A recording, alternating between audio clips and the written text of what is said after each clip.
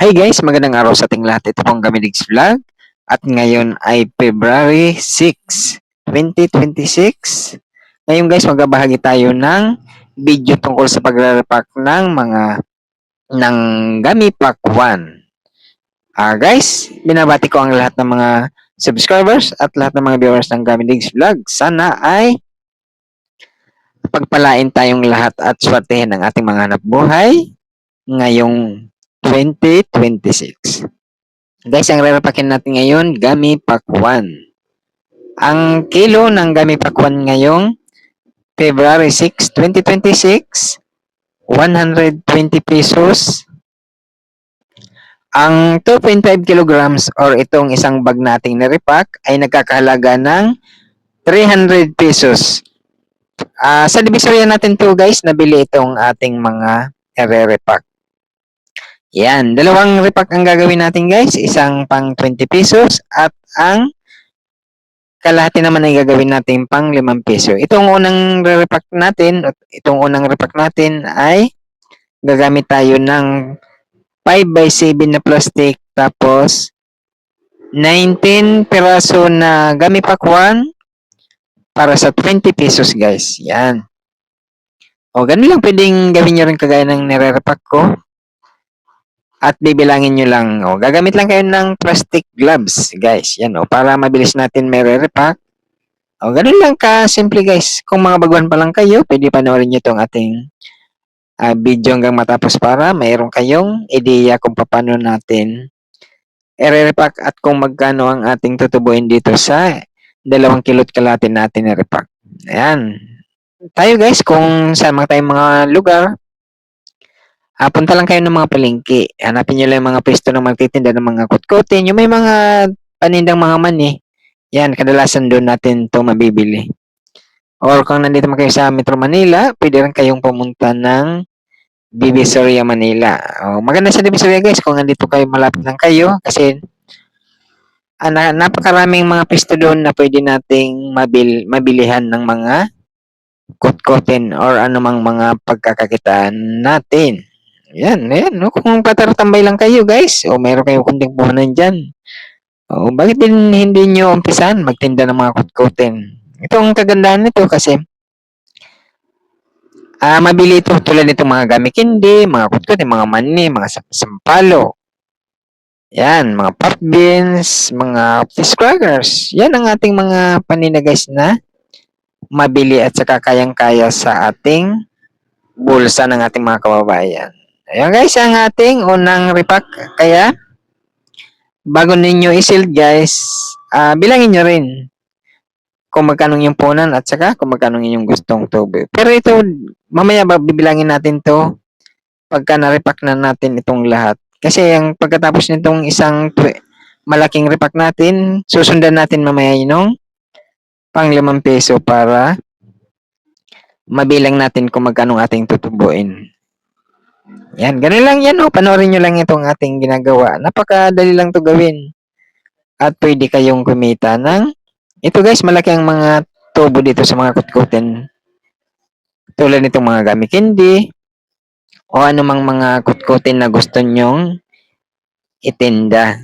Yan. Mas maganda yung repakin nyo lang ng maliliit pa. Tapos ibenta nyo ng mas abot kaya ng ating mga kabayan para madali mabinta. Ito naman ang ating pangalawang repack, yung sobra natin kanina sa 20 pesos.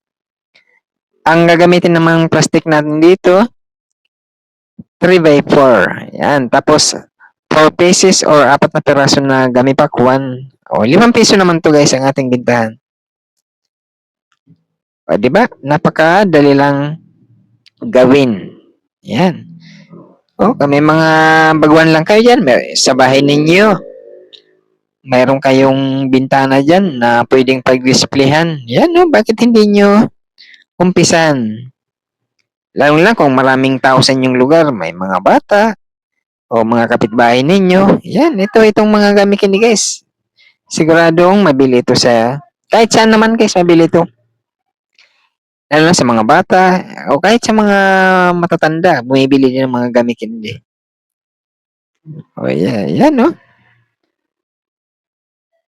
Yan, depende yan guys sa laki ng gamit kung anong itong nilagay ko na pang-apat lang 5 piso, medyo malaki-laki ang butil nitong pakwan na 'to. Yan. Minsan kasi merong maliliit din eh, kaya pwede niyong gawing 5 piraso ang 5 piso, pwede rin 4, depende sa laki ng inyong nire-repack. 'Di ba? Napakadali lang gawin. Yan. Ito guys, pagkatapos ninyo dito ibalot sa plastic, kung mga baguhan pa lang kayo, bilangin nyo muna bago ninyo i-sell. O bilangin nyo muna kung ilan ang inyong nabalot.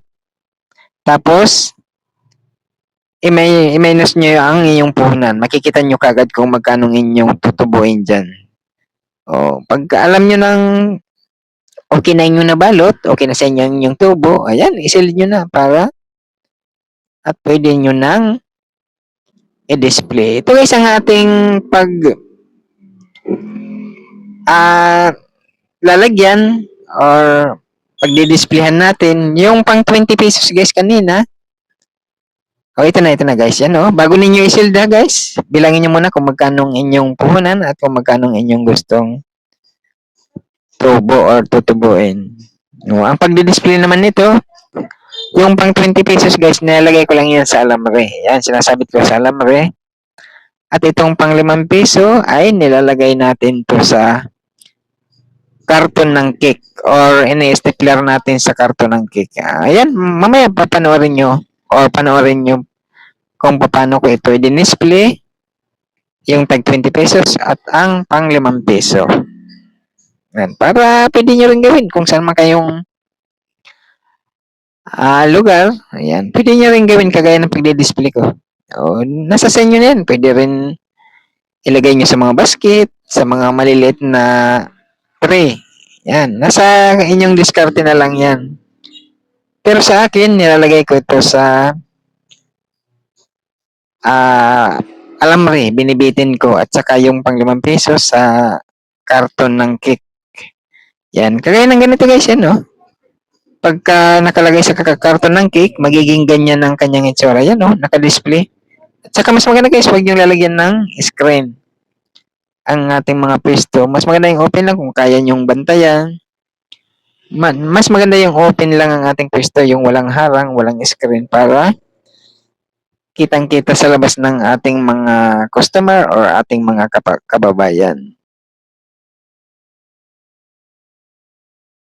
Ganun lang kadali. Dali lang to gawin. Importante mayroon kayong puhunan. Kahit hindi naman ganong kalakihan mo ng iyong puhunan sa umpisa, magmo-multiply na lang yan guys.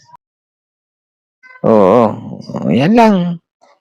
At saka yung tip ko sa inyo guys, kung kagaya ngayon magsa-summer na, kung nagtitinda kayo ng mga gamit candy, huwag niyong papaarawan to guys Kasi pag sobrang init na ngayong summer, ang ginagawa ko nito, tinatanggal ko sa display at saka nilalagay ko sa lamesa. Oo, yung mga gamit candy guys, nalagay ko yan sa lamesa. Alam mo, tanghali na, mainit. Tapos kukuha ako ng malinis na tela, babasahin ko. Tapos kailangan pipigayin natin yung tela.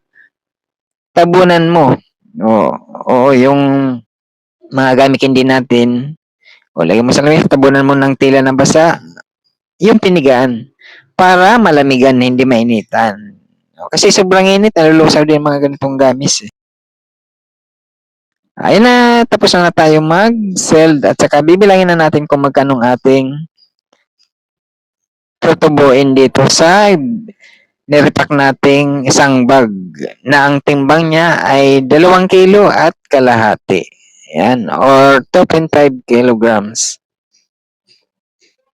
Ito, bibilangin natin lahat yung itong pang 5 piso at saka yung pang 20 pesos kanina na ating naunang narepack. Yan, o di ba? Malaking tubo dito guys. Ang ating punan dito ay 300 pesos lang. O kung mga baguhan lang kayo, bili muna kayo ng paisa 1 kilo muna para masusubok ninyo kung alin ang mabili sa inyong mga lugar. O yan, kaya ko rin nung nag-umpisa ako, paisa 1 kilo muna.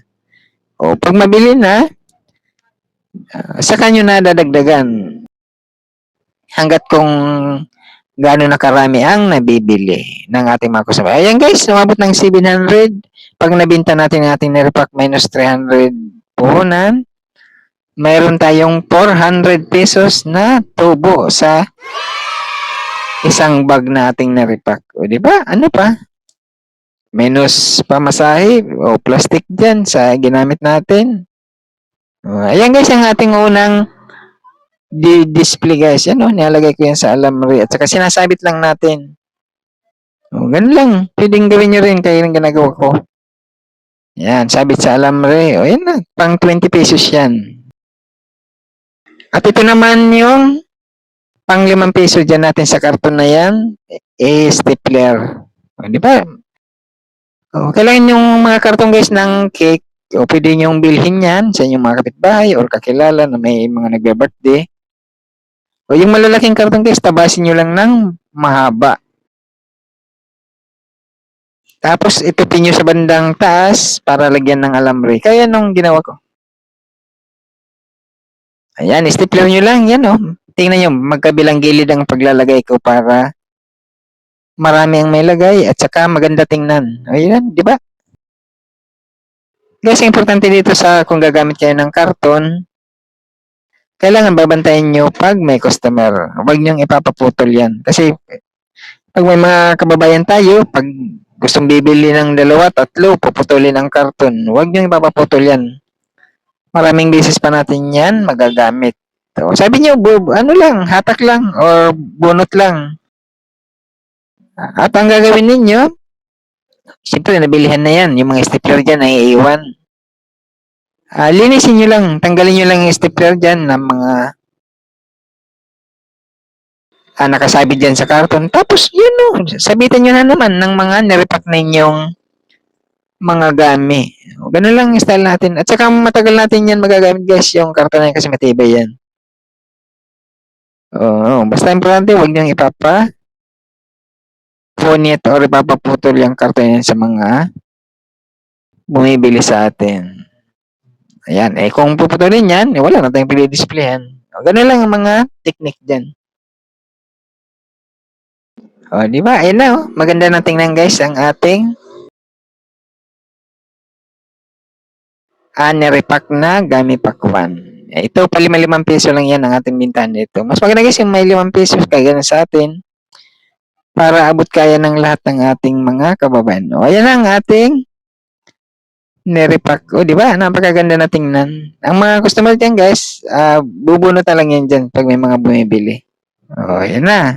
Di ba? Napakaganda na yun, Nilagyan natin ang alamri sa taas pang sabitan. Guys, nagpapasalamat tayo sa lahat ng mga subscribers at lahat ng mga viewers ng Garrix Vlog. Thank you guys.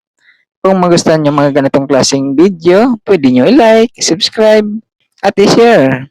At gawin nyo rin para lahat tayo ay kumita. Thank you guys. Bye.